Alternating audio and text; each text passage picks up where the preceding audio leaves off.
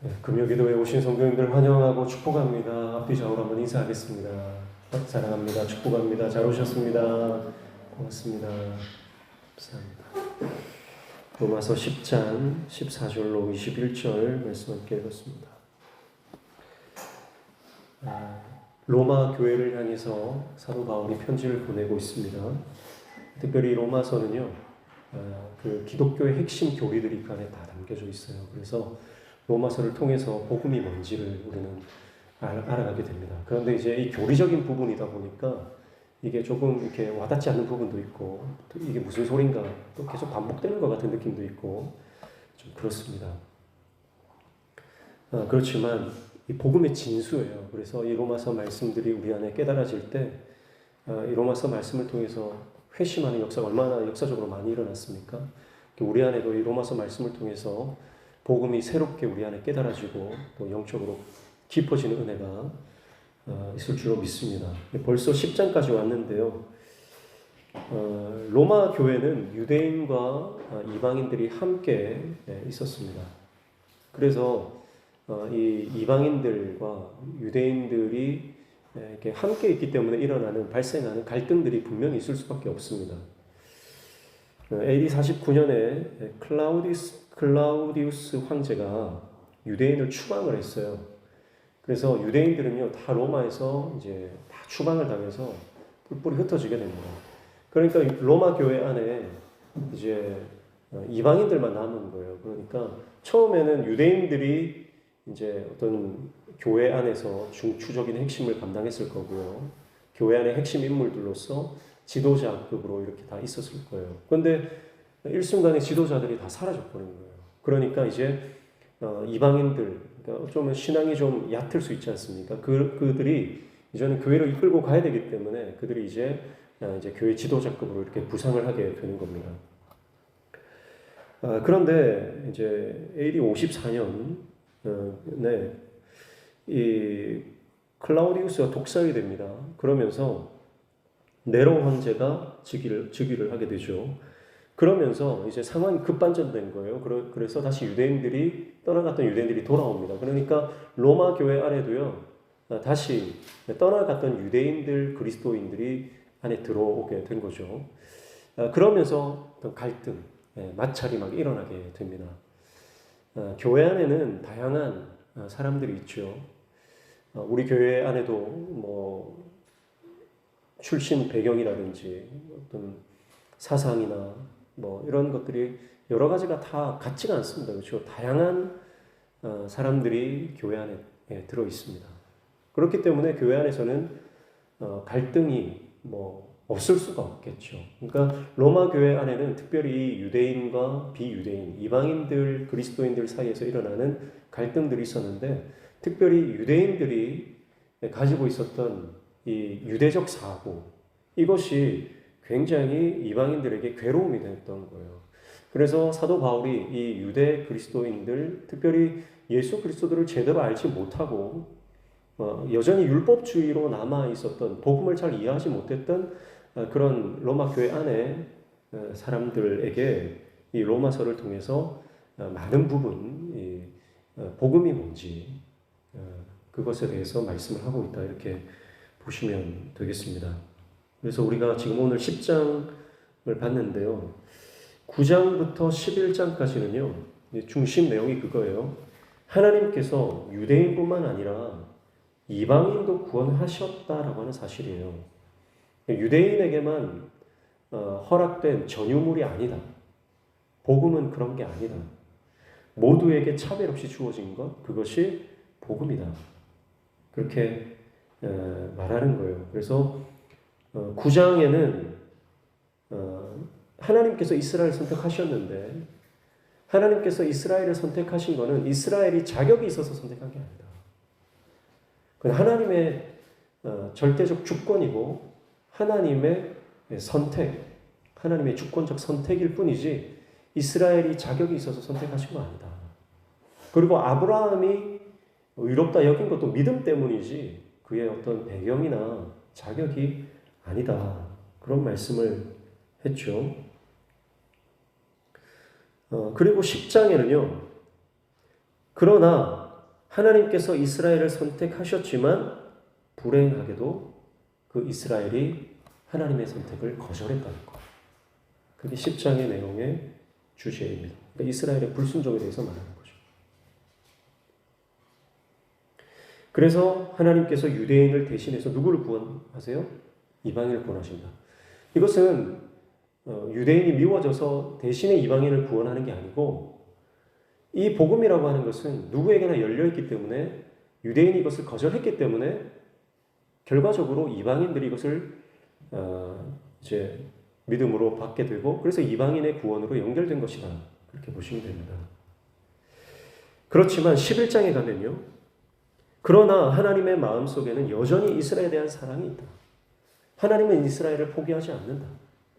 그렇기 때문에 이방인을 통해서 하나님께서 이스라엘을 구원할 것이다. 그게 11장의 내용입니다. 이제 오늘 우리는 그 9장, 10장, 11장의 이 내용의 가장 중심에 있는 거절하는 이스라엘, 불순종하는 유대인들. 먼저 선택받았고, 먼저 특권을 받았고, 먼저 선민으로 지정되었지만, 그러나 불순종했던 이스라엘에 대해서 오늘 사도 바울이 말하고 있는 거죠.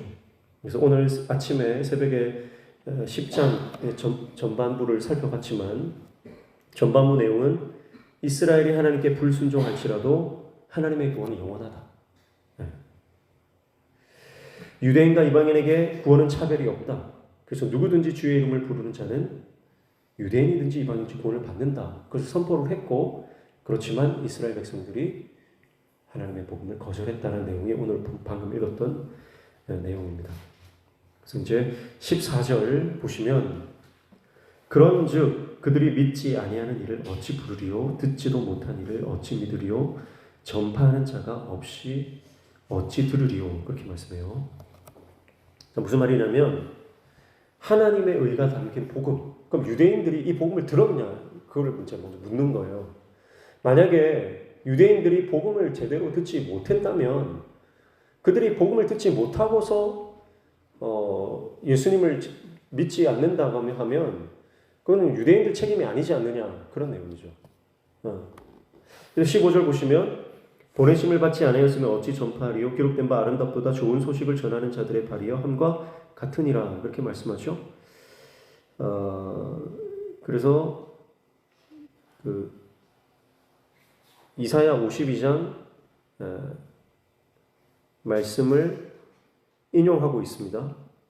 이사야 52장 7절 말씀을 인용하면서 보냄을 받지 않았으면 어찌 전파하리요 좋은 소식을 전하는 자들의 발 이렇게 말하면서 이미 보냄을 받았고 전해졌고 전파되었음을 말하고 있어요.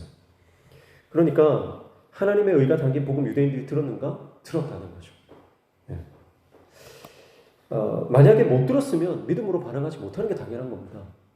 왜냐하면 믿음은 들으면서 한다 그러잖아요. 그래서 17절에 보면 그러므로 믿음은 들음에서 나며 들음은 그리스도의 말씀으로 말미암느니라 말씀하는데요. 못 들었으면 믿음이 발생할 수 없어요. 근데 이스라엘 백성들이 들었다는 거예요. 들었기 때문에 믿음이 발생하지 않는 것은 그들이 듣고 믿음으로 반응하지 않았다 그 말입니다. 그래서 칼빈은요 14절 말씀을 설명하면서 성도의 믿음은 말씀의 씨앗으로부터 만들어지는 것이라고 말을 합니다. 그래서 반드시 믿음은 말씀을 들어야 발생하는 거죠. 그래서 말씀의 씨앗이 그 마음밭에 떨어질 때 우리가 옥토밭이 되면 그 말씀이 우리 안에 열매를 맺는다라고 하는 거죠. 그래서 유명한 이런 말을 했죠. 소위 하나님의 선교라고 하는 이 말을 했어요. 그래서 복음 전파의 원인은 하나님의 선교이다 이런 말을 했어요. 복음 전파의 원인은 하나님의 선교이다. 그런 말을 했어요. 하나님의 선교라는 말을 칼빈이 했는데요. 무슨 말이냐면 하나님께서 전하신다는 거예요. 누구를 통해서 전하시는 거예요? 저와 여러분을 통해서 전하는 거예요. 그러니까 우리가 전하는 게 아닙니다. 우리가 복음을 전하는 것 같지만 막상 복음을 전하시는 분은 하나님이세요. 그래서 삼위 하나님이 선교하신다 그런 개념을 쓴 거예요. 그러니까 우리가 선교를 할 때 또는 전도를 할 때 주체가 누구냐? 하나님이세요. 성령께서 하시는 거예요. 나는 단지 도구입니다. 그러니까 내가 선교를 하고 내가 전도를 한다는 생각을 하시면 안 되고요.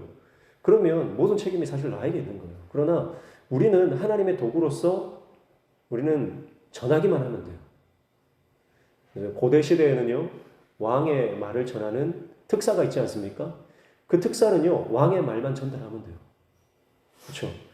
왕의 말을 전달하고 그 결과는요, 왕에게 달려 있는 거예요. 그래서 그러나 보낸 사람이 자기 말을 할 수 있습니까? 자기 말을 할 수 없는 거죠. 우리가 복음을 전하는 것, 선교를 하든 전도를 하든지 우리가 하는 것은 하나님의 성령이 하시는 것이고요. 그래서 전도는 전도의 문을 하나님께서 열어주셔야 전도가 된다 하잖아요. 그렇기 때문에 우리는 전달하기만 하면 돼요. 나머지 책임은 하나님께 있는 것이고 하나님이 주체가 되시고 그래서 우리가 교만할 수 없는 거죠. 만약에 나를 통해서 많은 사람들이 전도됐다 해도요. 그건 내가 한 거 아니에요. 전도 많이 하신 분들이 교만해질 수 있습니다. 근데 여러분 교만해질 이유가 없는 거예요. 왜냐하면 내가 한 게 아니기 때문에. 은사를 받으신 분들이 교만하기 쉽죠. 특별히 치유의 은사라든지 뭐 방언 통변 뭐 여러 가지 그런 영적인 신령한 은사들을 받으신 분들이 교만해지기가 쉽습니다.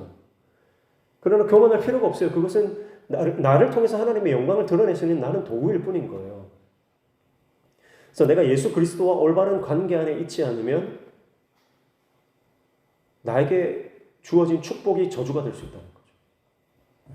돈이 많아도 그렇고, 내가 건강해도 그렇고, 내가 신앙 연륜이 깊어도 그렇고요. 모든 것들이 내가 예수 그리스도와 올바른 관계 안에 있지 않고 말씀을 제대로 깨닫지 못하면 내가 다른 사람들보다 우위에 있는 것들이 다른 사람을 얕잡아보고 내가 더 높이 올라가려고 하는 그런 교만의 도구, 저주가 될 수 있다고 하는 것입니다. 복음을 통해 사람들의 마음에 말씀의 씨앗을 심을 수 있는 분은 오직 삼위 하나님이시다. 칼빈이 그것을 말하는 것이고요. 그래서 그리스도인들은 도구로 쓰일 뿐입니다. 그렇지만 그 도구는요, 영광스러운 도구라는 거예요. 내가 하나님의 도구지만 나는 그저 사용될 뿐이지만 나는 그저 보냄을 받았을 뿐이지만 그 보냄 받은 것은 어마어마한 영광이라는 거죠. 그래서 만약 우리가 복음을 전하지 않는다면 내가 복음을 전하지 않는다면 하나님은 나를 통해서가 아니라 다른 사람을 통해서 이 복음을 전하시겠다는 거죠. 그렇기 때문에 이 영광스러운 사명을 주셨을 때 우리가 이것을 감당할 수 있는 것이 바로 은혜인 줄로 믿습니다. 그래서 이 복음을 전해야 하는데 만약에 우리가 전하지 않는다 그러면 유대인들처럼 우리가 언제 들었냐? 복음을 언제 우리에게 전해줬냐? 이런 말을 할 수 있다는 거죠. 그러니까 만약에 우리가 마지막 심판대에서 우리가 예수님을 믿고 예수님께서 우리에게 하신 마지막 유언이 복음 전하라는 건데 제자 삼으라는 건데 내가 그 사명을 감당하지 않고 그저 내 먹고 사는 문제 뭐 자녀 키우고 회사 뭐 가정 살림하고 그런 문제만 골몰해서 거기에만 집중하고 하나님의 사명에 대해서는 전혀 생각하지 않고 입을 열어 복음을 전하지 않은 삶을 살았다. 그러면 마지막 심판대에서 저 사람은 나한테 한 번도 복음을 전한 적이 없어요. 우리와 상관없는 사람이라면 조금 덜하겠지만 만약에 내 가까이 있는 사람들이 그렇다고 말한다면 남편이나 아내나 자녀들이나 아니면 가까운 친척들, 가까운 친구들 그런 분들이 왜 저 사람은 예수 믿는데 왜 나에게 복음을 한 번도 전하지 않았습니까? 그렇게 묻는다면 어쩌면 그 책임은 나에게 있을 수도 있다는 거예요. 같은 직장 동료, 가깝게 지내고 마음을 터놓고 얘기했던 그런 친구들에게 단 한 번도 예수 그리스도, 단 한 번도 하나님에 대해서 소개하지 않고 예수 믿어야 구원받는다라고 하는 이 복음을 선포하지 않았다면 우리는 어쩌면 심판대에 섰을 때에 부끄러울 수 있다는 거죠. 구원은 받겠지만. 그래서 15절에 다시 말씀해 보시면요. 이사야 52장 7절 말씀을 인용하고 있잖아요. 이사야 52장 7절 한번 가보겠습니다. 이사야 52장 7절에 보면 복음이 뭔가 이 복된 소식이 뭔가를 정확하게 말해요. 그게 뭔지 한번 읽어보겠습니다. 이사야 52장 7절 시작. 좋은 소식을 전하며 평화를 공포하며 복된 소식을 가져오며 구원을 공포하며 시온을 향하여 이르기를 내 하나님이 통치하신다 하는 자의 산을 넘는 발이 어찌 그리 아름다운가. 아멘. 자, 복된 소식이 뭐예요? 좋은 소식이 뭐예요? 하나님이 뭐 하신다? 통치하신다. 여러분, 이게 복음의 소식이라는 거예요. 하나님이 통치하신다. 여러분, 그래서 우리가 만나는 사람들마다 우리가 이 강렬한 뜨거운 열정을 가지고 사람들에게 선포해야 되는 내용이 뭐냐면 하나님이 통치하신다, 이 내용이에요. 주님이 다스리신다. 주님이 다스리신다. 주님이 다스린다는 이 소식에 온 땅이 기뻐합니다. 지금 당장 주님이 통치하신다는 그 말을 들었을 때 거절할 수 있겠지만 여러분, 그 말을 듣는 예비된 영혼들은요, 그 소식에 기쁨으로 반응할 것입니다. 그래서 우리 찬양하잖아요. 주 다스리네, 주 다스리네. 온 땅 기뻐해, 온 땅 기뻐해. 만백성 선포하라. 우리가 찬양으로 입술 열어서 그렇게 찬양만 하는 것이 아니라 정말 우리 삶 가운데서 주님이 다스리십니다. 하나님이 통치하십니다. 그것을 담대하게 선포할 수 있는 저 여러분 되시길 축복합니다. 왜 하나님이 통치하신다는 말이 복된 소식이에요? 내가 누구의 통치를 받는데 왜 그렇게 복된 소식입니까? 왜냐하면 지금 이스라엘 백성들, 이사야 이 배경은요, 바벨론 포로로 유다가 끌려간 거예요. 누구의 통치를 받아요? 바벨론 왕의 통치를 받고요, 이방 우상들의 통치를 받고 있는 거예요. 그러니까 유대 민족들이 지금 정체성을 다 잃어버리고 이제는 이방인과 같이 된 거예요. 이제는 하나님의 언약 백성과의 관계가 끊어진 상태예요. 그들이 바벨론 포로로 끌려간 이유가 뭡니까? 하나님과의 언약을 신실하게 이행하지 못했기 때문이죠. 그들이 그렇게 자랑했던 율법, 그들이 그렇게 자부심을 가졌던 그 율법에 대해서 그들은 깨닫지도 못하고 이해하지도 못하고 율법을 통해서 하나님과의 관계를 잘 맺어가야 되는데 그 관계는 전혀 상관하지 않고 그저 나는 율법을 가졌다. 율법을 소유했다. 우리 민족은 율법을 가진 민족이다. 그런 잘못된 선민의식, 잘못된 유대 중심주의를 가지고 그 사상에 빠져가지고 하나님을 배제시키고 율법만 가지고 있었던 거예요. 언약 관계가 이미 깨져버린 거예요. 그러니까 바벨론 포로로 끌려가서 이방 왕의 통치를 받는 그들은 이방인과 마찬가지인 거예요. 그런데 그들에게 무슨 소식이 선포된다고요? 이제 이방 왕이 너희를 통치하는 것이 아니라 하나님께서 다시 너희를 통치하실 것이다. 하나님이 너희의 왕이 되실 것이다. 하나님이 너희의 아버지가 되실 것이다. 하나님이 다시 너희를 붙들어 주실 것이다. 그게 복음인 거예요. 그러니까 우리가 예수님을 믿는다는 것은요, 이 종교에서 저 종교로 바꾸는 정도의 수준이 아닌 거예요. 내가 기독교가 되었다, 나는 기독교로 개종했다, 이 정도 수준이 아니라 내 삶의 왕이 바뀌는 사건이고요, 내 삶의 주인이 바뀌는 사건이고요, 내 삶의 가치관과 정체성과 모든 삶의 패턴이 바뀌는 게 바로 내가 예수님을 믿는 거예요. 근데 여전히 우리가 예수님을 믿으면서 그저 내가 기독교인처럼, 그러니까 유럽의 많은 기독교인들은요, 기독교인이에요. 그러나 예수님을 안 믿어요. 교회는 언제 갑니까? 결혼식 할 때 가는 거예요. 장례식 할 때 가는 거예요. 그냥 문화인 거예요, 문화. 그냥 그렇게 문화가 되어가지고, 우리나라에도 그냥 기독교가 문화가 되어갑니다. 여러분, 그래서 우리가 예수 믿는 것을 바로 믿지 않으면 마지막 때에 우리가 깨어있을 수 없다는 거죠. 이게 사단의 전략이거든요. 사단은 어떻게든 기독교를 세련되게 만들고요, 기독교를 문화적으로 만드는 거예요. 그래서 좀 무식하게 예수 믿는 사람들을 보면서 저 사람들은 너무 교양 없다, 이렇게 사회적으로 만들어가는 거죠. 근데 여러분, 예수 믿는다라고 하는 것은 목숨을 걸어야 되는 거거든요. 그래서 오늘 저와 여러분이 이 말씀 앞에서 정말 하나님이 나를 다스리고 계신가? 나는 내 삶의 통치자가 하나님이신가? 이 질문에 돌아가야 되는 거죠. 그리고 내가 정말 하나님의 그 통치를 받고 다스림을 받고 내 삶의 왕이 하나님이십니다라는 고백이 나오는 사람이 하나님이 너의 통치자이시다라고 하는 선포를 세상에 할 수 있는 겁니다. 우리의 삶을 주께서 통치하시는 줄로 믿습니다. 주님이 다스리십니다. 이것이 복음입니다. 그래서 내 삶을 주님이 통치하신다는 그 확실한 믿음을 가진 사람들이 복음의 선포자, 복음의 전달자, 선교사가 되는 것이죠. 그래서 이방인이었던 우리나라도 그런 이 하나님의 선교의 도구가 되었던 이 복된 소식을 가지고 이 땅을 밟았던 선교사들이 있었기 때문에 우리가 하나님을 믿게 되고 하나님의 백성이 되고 이 나라, 이 민족이 하나님의 통치를 받게 되는 것이죠. 여러분 잘 아시는 루비 캔드릭이라고 하는 선교사님 계시죠.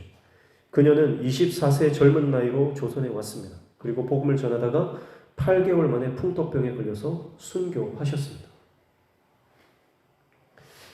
서울 합정동 양화진 캔드릭 선교사의 묘비에는 그녀의 조선을 향한 뜨거운 사랑과 마음이 고스란히 담겨있죠. 너무나 유명한 문구라서 여러분 여러 번 들어보셨을 겁니다. 그녀의 묘비에는 이렇게 새겨져 있죠. 만일 나에게 1000개의 생명이 있다면 모두 조선을 위해 바치고 싶습니다. 만일 나에게 1000개의 생명이 있다면 모두 조선을 위해 바치고 싶습니다. 24살 젊은 선교사가 어떻게 이런 고백을 할 수 있습니까? 그녀의 삶을 하나님이 통치하신다는 것을 그녀는 확신했기 때문에 이런 고백을 할 수 있는 것이죠. 루비 캔드릭 선교사가 죽기 전에 부모님께 편지가 있습니다. 그 편지가 조금 길지만 읽어드릴게요. 사랑하는 아버지 어머니, 조선 땅에 오기 전 집들에 심었던 꽃들이 활짝 피어났다는 소식을 들었을 때 하루 종일 집 생각만 했습니다. 욕심쟁이 수지가 그 씨앗을 받아 동네 사람들에게 나누어 주었다니 너무나 대견스럽군요. 아마 내년 봄이 되면 온통 우리 동네는 내가 심은 노란 꽃으로 덮여 있겠군요. 아버지 어머니, 이곳 조선 땅은 참으로 아름다운 곳입니다. 모두들 하나님을 닮은 사람들 같습니다. 선한 마음과 복음에 대한 열정으로 보아 아마 몇십 년 지나면 이곳은 예수님의 사랑이 넘치는 곳이 될 것 같습니다.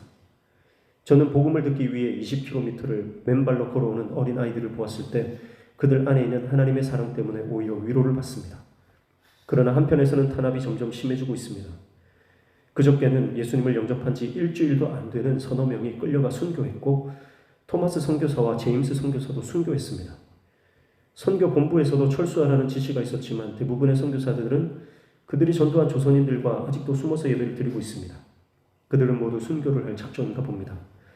오늘 밤은 유난히도 고향으로 돌아가고 싶습니다. 외국인을 죽이고 기독교를 증오한다는 소문 때문에 부두에서 저를 끝까지 말리셨던 어머니의 얼굴이 자꾸 제 눈앞에 어립니다. 아버지 어머니, 어쩌면 이 편지가 마지막일 수도 있습니다. 제가 이곳에 오기 전 뒷뜰에 심었던 하늘의 씨앗으로 이제 내년이면 온 동네가 꽃으로 가득하겠지요. 그리고 또 다른 씨앗을 만들어내겠지요. 저는 이곳에서 작은 씨앗이 되기로 결심했습니다. 제가 씨앗이 되어 이 땅에 묻히게 되었을 때 아마 하나님의 시간이 되면 조선 땅에는 많은 꽃들이 피고 그들도 여러 나라에서 씨앗이 될 것입니다. 저는 이 땅에 저의 심장을 묻겠습니다. 바로 이것은 조선을 향하는 저의 열정이 아니라 조선을 향한 하나님의 사랑이라는 것을 알게 되었습니다.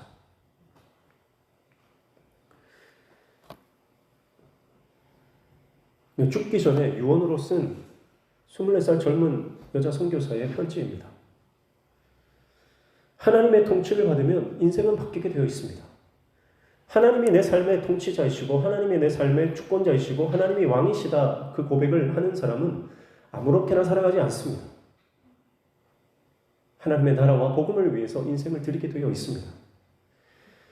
역할이 작든 크든 그것은 상관이 없습니다. 하나님께서 내 삶 가운데 내 삶의 자리에서 원하시는 것을 생각하고 묵상하고 그것을 순종하며 결단으로 나아가게 되어 있는 것이죠. 그러나 유대인들은 그들이 율법을 소유했다는 이 선민의식에 빠져서 하나님을 잊어버린 채 교만해져 왔습니다. 그리고 결국은 하나님과의 관계가 다 깨어져 버렸죠. 그들은 들었지만 말씀으로, 믿음으로 그 말씀을 반응하지 못했습니다. 그래서 그들은 그들의 특권을 잃어버린 것이죠. 사랑하는 성도 여러분, 오늘 우리에게 하나님께서 놀라운 특권을 주셨습니다. 우리는 이 특권을, 어떤 분들은 태어나면서 이 특권을 유대인들처럼 모태신앙으로 그렇게 가지고 오신 분들도 있고요. 아니면 일찍부터 예수님을 믿고 복음 안에서, 교회 안에서 그렇게 믿음으로 살아가는 특권을 우리는 다 누리고 있습니다. 어떤 분들은 교회 나온 지 얼마 되지 않아서 그런 특권을 내가 누리지 못했다 생각할 수도 있겠지만 아니요. 그러나 우리가 믿은 지 얼마 되지 않는다 하더라도 내가 이 복음을 들었다는 것 그 자체가 놀라운 특권이요 축복인 줄로 믿습니다. 그렇다면 우리는 이 복음을 살아내야 합니다. 이 말씀대로 우리는 살아내야 합니다. 더 이상 세상과 타협하지 말고 하나님의 복음을 위해서 내가 할 수 있는 것들을 해 나가야 합니다. 여전히 세상 것에 취해서 교만한 마음으로 타협해서는 안 되는 것이죠. 그래서 16절, 17절에 보면 듣는 사람의 중요성에 대해서 사도 바울은 말합니다. 16절 보십시오. 그러나 그들이 다 복음을 순종하지 아니하였도다. 이사야가 이르되 주여 우리가 전한 것을 누가 믿었나이까 하였으니 그들이 다 복음을 순종하지 아니하였다. 다는 아니에요. 그러나 다 복음을 순종하지 아니하였다라고 하는 것은 대부분의 사람들이 이 복음을 거절했다는 것을 강조하는 것입니다. 이것은 유대인들뿐만 아니죠. 이것은 이방인도 마찬가지입니다. 온 인류의 역사는 거절의 역사입니다. 예수님이 이 땅에 오셨지만 예수님을 거절했습니다. 사도행전적 교회들이 이 땅에 일어나고 교회가 세워져 나가고 복음이 강력하게 이 땅 가운데 확장되어 갈 때도 수많은 사람들은 이 복음을 거절했습니다. 구약도 마찬가지죠. 구약도 하나님의 말씀을 늘 거절하고 배반하고 우상을 섬겼던 역사입니다. 인류의 역사는 거절의 역사라고 해도 과언이 아닙니다. 하나님의 구원의 놀라운 은혜의 시작에 대한 반역과 거절, 이것이 인류의 현장의 모습입니다. 하나님 아들에 대한 거절, 복음에 대한 거절, 교회에 대한 거절, 성도들에 대한 거절, 그것이 바로 인류의 역사라고 해도 과언이 아니라는 것이죠. 그러나 모든 사람이 복음을 받아들이지 않는 것은 이상한 일이 아닙니다. 왜냐하면 이것은 진리의 한 단면이기 때문에 그렇습니다. 어쩌면 구약에 예언된 말씀이죠. 그래서 이 말씀의 성취이기도 합니다. 그래서 물론 믿지 않는 것들은 예언된 일이기도 하지만 그러나 믿지 않는 것은 저주인 것입니다. 그래서 우리는 내가 말씀을 들었지만 믿음으로 옮겨져 갔는가? 말씀을 듣고서 내가 믿음으로 반응하고 있는가? 내가 말씀을 듣고 깨닫고 있는가? 아니면 듣고만 있지 깨닫지 못하고 있는 상태는 아닌가? 교회는 다니지만 말씀이 전혀 들리지 않고 설교를 들어도 졸음만 오고 전혀 말씀대로 내가 살아가지 못하는 내 삶의 변화가 일어나지 않는 30년, 50년 아니 평생을 교회를 다녔지만 말씀을 깨닫지 못하는 신앙은 아닌가? 그걸 돌아봐야 하는 거예요.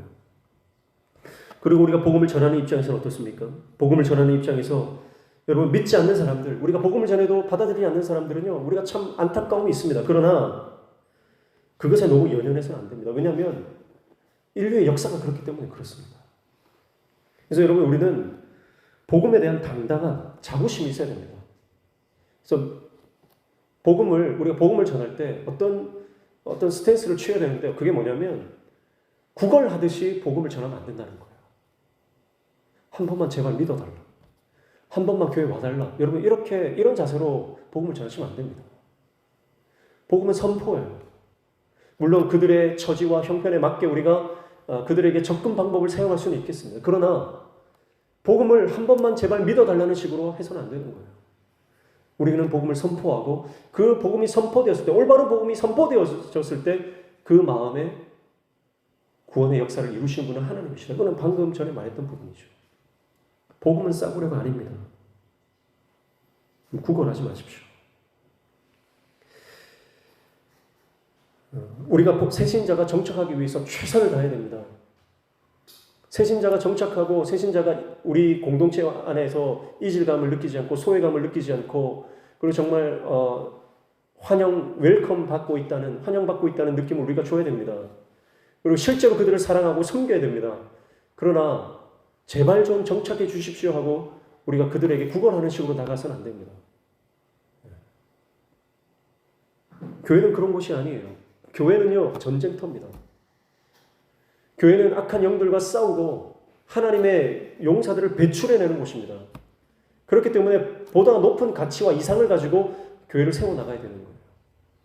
그래서 수많은 교회들이 세상과 타협하고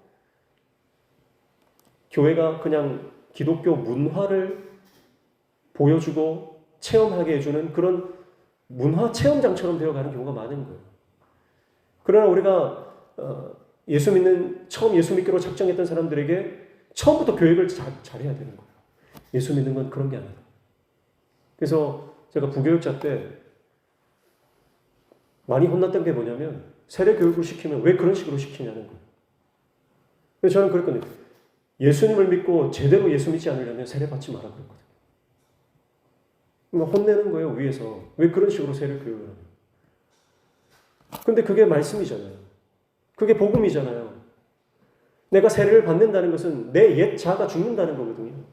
내가 세례를 받는 것은 내가 이제 내 옛 습관대로 살지 않고 말씀대로 살겠다는 결단이거든요. 당장 그렇게 살지는 못한다 할지라도 그런 진심에서 우러나오는 신앙의 결심과 그런 결단이 필요한 거잖아요. 그런 결단 없이 예수님을 믿기 때문에 믿는다고 착각하며 살아가는 그리스도인들, 유사 그리스도인들이 많은 것이 오늘날의 문제 아닙니까? 그러니까 우리가 유사 그리스도인이 되면 안 되는 거예요.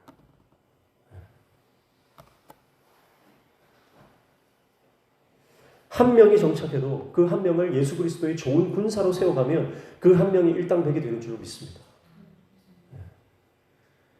그래서 주일학교 교사들도 그렇잖아요. 어떤 반은 막 부흥이 되는데 우리 반은 부흥이 안 돼. 그러면 마음이 막 힘들잖아요. 막 쪼그라들잖아요. 근데 그런 생각하시지 마시라니까요. 나에게 주어진 그 한 영혼을 내가 제대로 키워내기만 하면요. 그 아이가 무디처럼 되고요. 그 아이가 이 땅을 놀랍게 회복시키는 하나님의 종으로 변화되는 역사가 일어날 줄 믿습니다.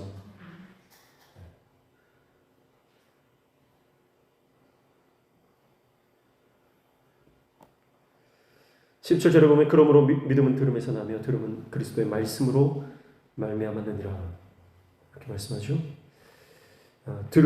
믿음은 들음에서 나는데 그 들음은 그리스도의 말씀으로 말미암다. 그래서 예수 그리스도의 말씀을 들음으로 믿음이 나는데 여기서 듣는다는 건 뭐죠? 단순히 귀로 듣는 게 아니죠. 이것은 깨닫는 거예요. 믿음으로 반응하는 겁니다. 그럴 때 믿음이 발생한다. 그래서 앞서서 8절 9절에 보면 거기에서도 말씀이 내게 가까워 내 입에 있으며 마음에 있다 했으니 곧 우리가 전파하는 믿음의 말씀이라 내가 만일 입으로 예수를 주로 시인하며 또 하나님께서 그를 죽은 자 가운데서 살린 것은 내가 마음에 믿으며 구원을 받으리라 그랬어요. 그래서 입으로 시인하고 마음에 믿으면 구원을 받는다 그렇게 말씀했고 10절에 사람이 마음으로 믿어 의에 이르고 입으로 시인하여 구원에 이른다 그렇게 했어요. 그래서 마음으로 믿어 의에 이르고 입으로 시인하여 구원에 이른다. 앞에 말한 9절과 뒤에 말한 10절이 서로 상반된다 그랬잖아요. 뭐가 먼저냐? 입으로 시인하는 게 먼저냐 마음으로 믿는 게 먼저냐? 앞에가 뒤가 다르니까요. 근데 그걸 말하는 게 아니라 그랬죠. 동일한 거다. 마음과 입이 하나다. 그 말이죠. 자, 그러니까요. 여기서 말하는 믿음은 들음에서 난다라고 할 때 결국은 우리가 깨달음과 믿음은 일치한다는 거죠. 우리가 하나님의 말씀을 깨달을 때 믿음이 발생하는 것처럼 하나님께서 우리에게 믿음을 주시면 하나님의 말씀이 깨달아진다는 거예요. 그것이 하나다.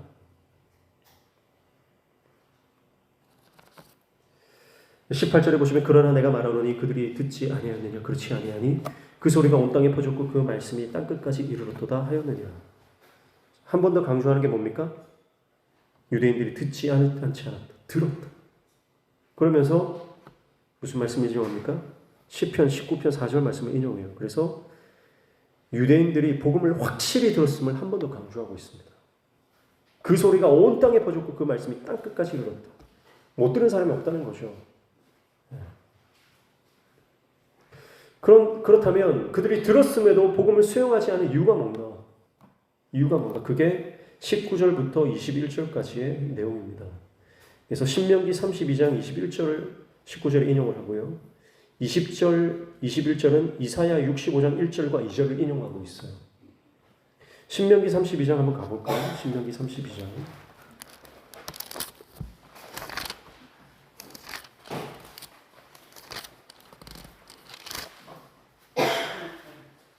신명기 32장입니다. 자, 32장 보시면 그 바로 31장 30절에 뭐라고 되어 있죠?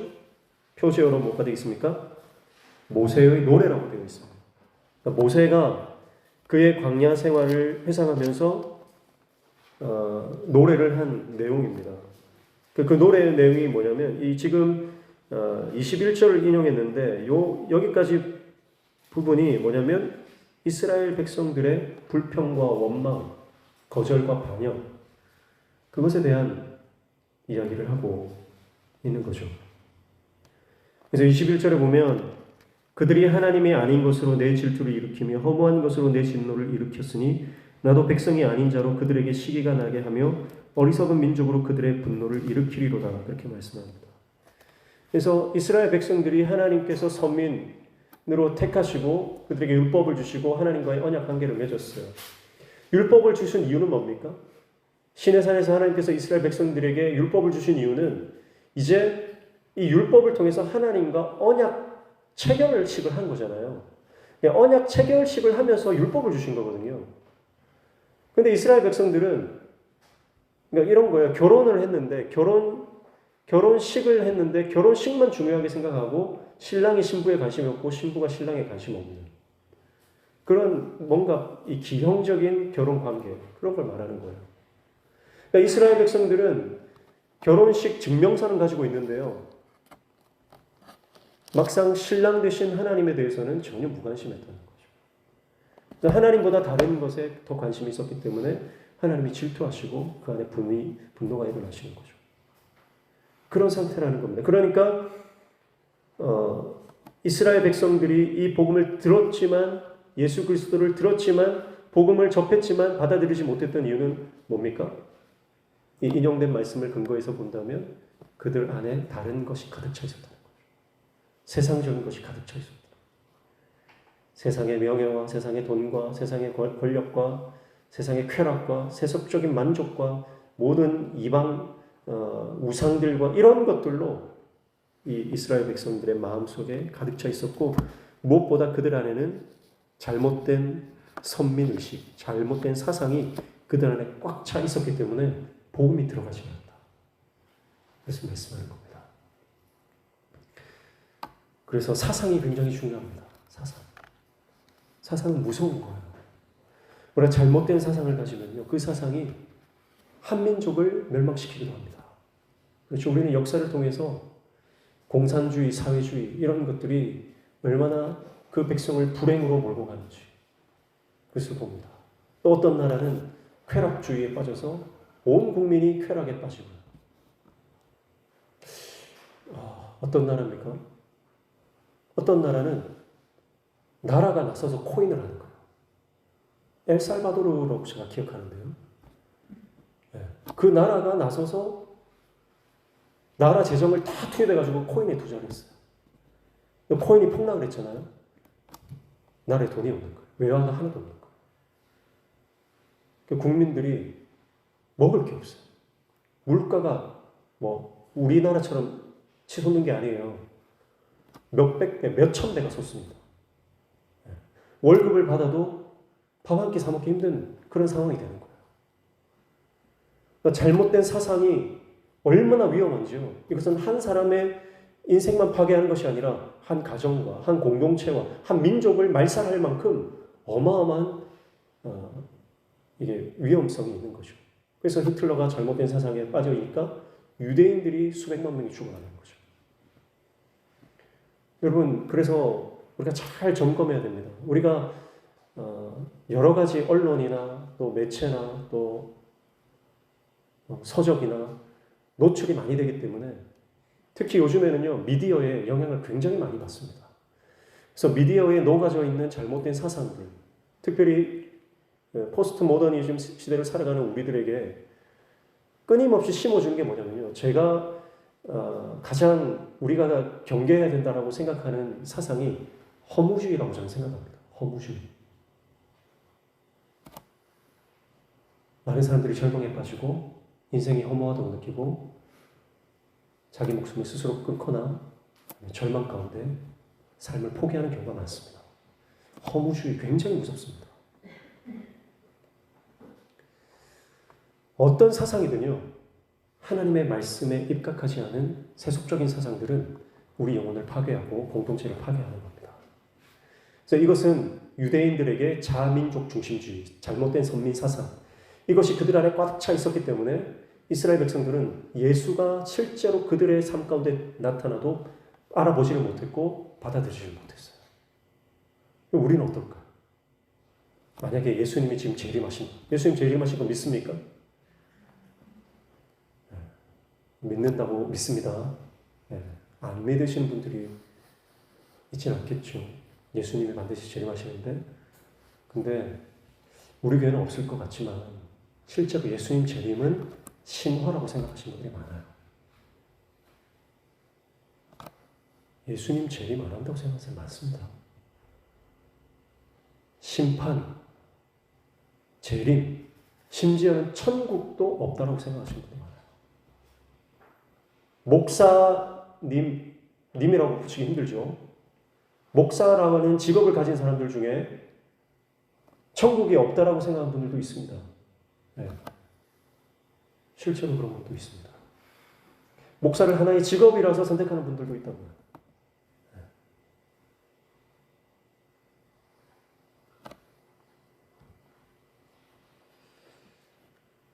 그래서 잘못된 사상이 주입이 되면, 우리 안에 잘못된 생각이 우리 인생의 견고한 진이 되어버리면 그것을 뚫어내기가 정말 힘듭니다. 우리 공동체 안에도 그런 견고한 진이 있습니다. 뚫어내기가 쉬운 게 아닙니다. 우리 교회가 69년 안 됐죠. 70년 가까이 됐는데 70년 동안 이어져 왔던 우리 안에 전통이 있습니다. 70년 동안 굳어져 왔던 우리 공동체만의 색깔이 있고 생각이 있고 우리만의 문화가 있습니다. 그것이 좋은 것일 수도 있지만 나쁜 것도 있어요. 그런 것들은요, 굉장히 뚫기가 힘듭니다. 그게 견고한 진이 되었기 때문에 그래요. 그것을 뚫어내기 위해서 여러분, 우리가 깨어 기도해야 됩니다. 그리고 정말 피 흘리기까지 싸워야 돼요. 대충 해서는 안 돼요. 절대 안 됩니다. 피 흘리기까지 싸워야 되고요. 우리 가정 안에도 있습니다. 우리 가정, 여러분 결혼 생활, 여러분의 가정이 얼마나 됐습니까? 단순히 결혼해서 지금까지 오신 분들도 있겠지만 그 윗대로부터 선대로부터 이어졌던 가풍, 가훈, 그런 것들이 가정의 문화, 그런 것들이 다 있잖아요. 그런 것들이 우리 안에 끊임없이 내려오면서 견고한 진이 되어 있는 경우가 많이 있습니다. 그런 것들을 뚫어내기가 힘들어요. 신선동 땅 안에 그런 문화가 있잖아요. 신선동 땅 안에.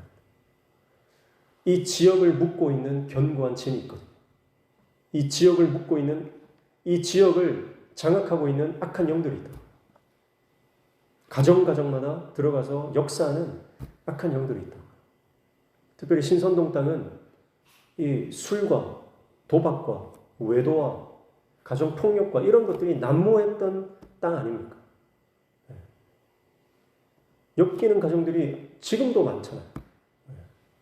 그런 것들을 뚫어내기 위해서 여러분, 하나님께서 우리 교회를 세워주신 줄로 믿습니다. 그래서 우리가 피 흘리기까지 이것을 위해서 싸우고 엎드려 기도하고 이 견고한 진을 돌파하며 나아가야 되는 거예요.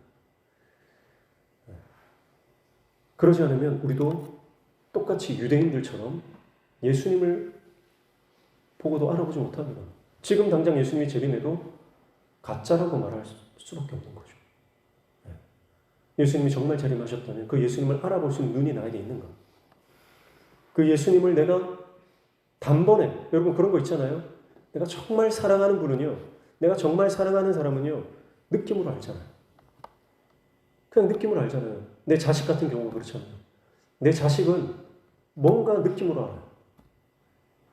뭔가 통하는 게 있어요. 정말 예수님이 오셨는데 내가 그 예수님을 알아볼 수 있는가? 내가 그런 영적인 상태가 되어 있는가?